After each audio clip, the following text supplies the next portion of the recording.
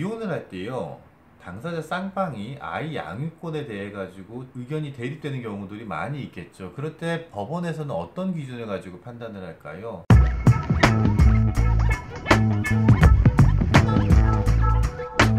안녕하세요, 당신의 박변입니다. 오늘의 주제는요, 도대체 이분 왜 이러시죠?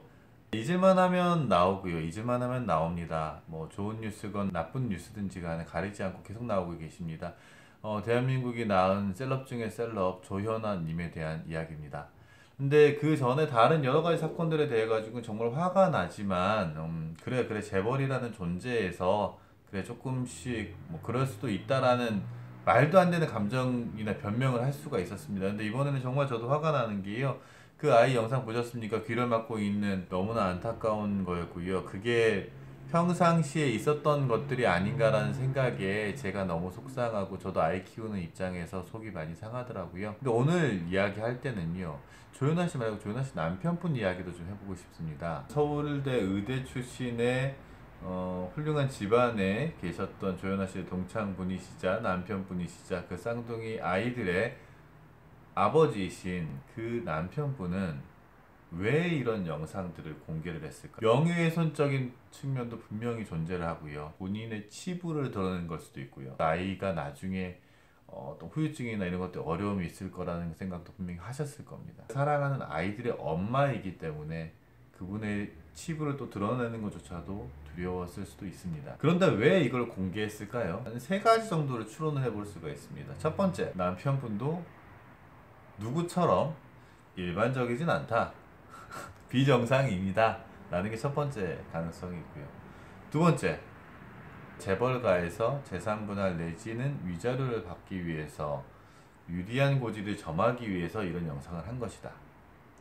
세 번째, 아이들 양육권 확보를 하기 위한 것이다. 누구와 같은 또라이다 라는 가능성이 있습니다. 아이들을 위해서라도. 이건 그냥 제가 주관적으로 빼겠습니다. 일반적으로 재산 분할을 하는 데 있어서는요, 10년 가까이 되는 부부들의 경우에는 원칙적으로 5대5의 비율에서 시작을 하는 겁니다. 그 이후에 실질적으로 누가 더 기여를 했고 이 사람은 기여를 하지 못하고 손해를 끼쳤다라는 부분들에 대해서는 치열한 공방을 통해 가지고 변동사항이 발생할 수 있습니다. 하지만 상대방 배우자가 바람을 폈습니다. 저를 폭행을 했습니다. 유책 배우자입니다. 그것만을 이유로 해서는 재산 분할에서 평가가 달라지진 않습니다. 이 사건도 마찬가지겠지요. 저의 아이를 학대하고 저에게 폭행을 가했습니다. 욕설을 했습니다. 때렸습니다는 재산 분할에 영향을 끼치지 않는 것이 맞습니다. 다만 위자료의 경우에는 영향을 미치겠죠. 유책 배우자에게 당신으로 인해서 내 정신적인 고통이 이 정도니까 위자료를 주십시오 라고 하는 청구는 가능하겠죠. 하지만 그 금액 자체는 일반적으로 5천만 원을 초과하는 경우는 저는 개인적으로 본 적이 없습니다. 그러면 서울대 의대 나오신 성형외과 의사님께서 재산분할에서는 이 영상을 트는 것에 저는 도움이 되지 않습니다. 그러므로 2번 두 번째 가능성, 재산분할이나 위자료를 받기 위해서 이렇게 했다라는 가능성은 제외하겠습니다. 그렇다면 결국에는 아이들의 양육권을 확보하기 위한 수단, 거의 유일한 수단이 아니었을까라는 생각이 듭니다.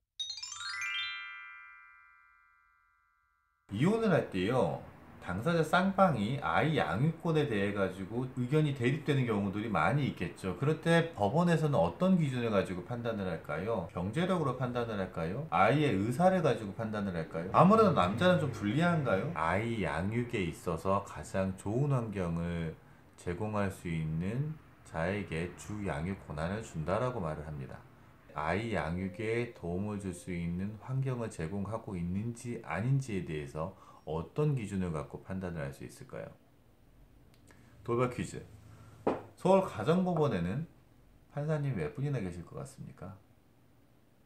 제가 알기로는 50분 정도 계시는 걸로 저는 알고 있습니다. 이분들이 어느 부모가 아이를 키우는데 더 나은 환경을 갖고 있는지를 일일이 확인할 수 있을까요? 만나서 이야기나 들어볼 수 있을까요? 면담이나 할 수 있을까요? 아이를 만나기라도 할 수 있을까요? 아니면 아이를 키우겠다라고 하는 그 집을 방문할 수 있을까요? 그게 어렵겠죠. 그러면 어떻게 하겠습니까?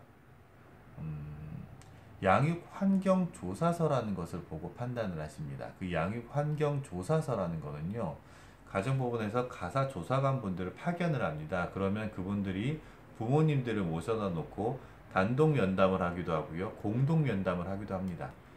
아이가 있는 곳을 직접 방문하기도 하고요, 아이가 없지만 여기서 양육하겠습니다 라고 하는 그 환경을 직접 방문하기도 합니다. 또 아이도 만나봅니다. 그런 것들을 직접 경험해 보시고 일정 기준에 따라 가지고 양육환경조사 보고서를 제출을 하게 됩니다. 경제력을 판단할까요? 아이 의사를 기준으로 판단을 할까요? 남자는 불리합니까? 바람핀 배우자는 아이 양육권을 갖기 어렵나요? 왜냐면 모두 다 고려한다라는 것들이 정답이기 때문입니다. 변호사님, 저는 경제력도 부족하고요, 아이는 아직 말을 못해서 의사표현을 하지를 못하고요, 저는 또 남자고요, 심지어 저는 바람까지 피웠습니다. 아이를 양육하고 싶습니다. 양육권을 갖고 싶습니다. 그럴 때 박 변호사가 뭐라고 조언을 드릴 것 같습니까? 저는 한마디 드립니다. 이혼소송 시작하시기 전에 그 아이를 양육하고 계시는 것이 가장 유리합니다. 다시 한번 말씀드립니다. 양육권을 확보하기 위한 가장 첫 번째 조건은 현재 이혼소송 직전이나 이혼소송 중에 누가 아이를 양육하고 있는가가 가장 중요하다고 생각합니다. 그 이유는 두 가지가 있습니다. 첫 번째, 실제로 누가 키워서 누가 양육하는 것들이 더 좋은 환경인지에 대해서 법원에서 알기는 어렵기 때문입니다. 그러므로 현재 상황들을 유지하려는 보수적인 성향을 갖고 있기 때문에 주 양육을 현재 하고 계시는 분에게 양육권이 주어질 가능성이 매우 높습니다. 두 번째, A라는 배우자가 아이를 키우고 있는데요, 아니다, B라는 배우자에게 양육권을 줘야겠다라고 했습니다. 이걸 누가 집행을 할까요? 유아 인도 심판을 하실 수 있고요, 그 심판에 따라 가지고 법원에서는 인도하세요라는 이행명령을 할 겁니다. 그런데 이것을 이행하지 않았을 때에는 1,000만 원 이하의 과태료를 부과할 겁니다. 1,000만 원 이하의 과태료를 부과했음에도 불구하고 또 이행을 안 하시게 되면 감치명령이라 해서 인신구속을 하실 수가 있습니다. 다만 그렇다고 하더라도요, 아이가 물건은 아니죠. 아이가 안 가겠다고 한다 그러거나 아이가 어디 있는지 수배가 안 되거나 했을 때 이걸 현실적으로 집행할 수 있는 가능성이 굉장히 낮겠죠. 또는 그 집행하는 과정에서 이 아이가 이쪽 부모님에게 강제로 끌려가는 모습 자체가 반인권적이고 비윤리적으로 보일 수도 있습니다. 또 한 가지, 이 아이가 유아 인도 청구라고 했죠. 유아가 아니라 청소년까지 갔을 때, 나이가 되었을 때에는 이 아이는 의사가 없습니까? 안 갈 거예요. 나는 누가 싫어요. 나는 엄마가 싫어요. 나는 아빠가 싫어요. 나는 여기에 있을 거예요. 했을 때 집행관 집행할 수 있습니까? 어렵다라는 거죠. 정리해 보겠습니다. 결국 어떻다고요? 현재 아이를 양육하고 있는 것이 중요하다. 대법원 판례 하나만 소개시켜 드릴게요. 베트남 이주 여성이 한국 남성과 결혼을 했습니다. 한국 남성의 폭행이나 폭언을 피하기 위해 한국 남성의 허락을 받지 않고 아이를 데리고 베트남으로 돌아가 버린 사건이 있습니다. 거기에 대해 가지고 한국 남성은 아이를 납치했다는 취지로 아마 형사고소한 것 같습니다. 이에 대해서 대법원은 베트남 여성분께서 자기 아이를 폭행 또는 협박을 통해서 데려간 것이 아닌 이상 형사적으로 무죄다라는 취지의 판결을 하신 바가 있습니다.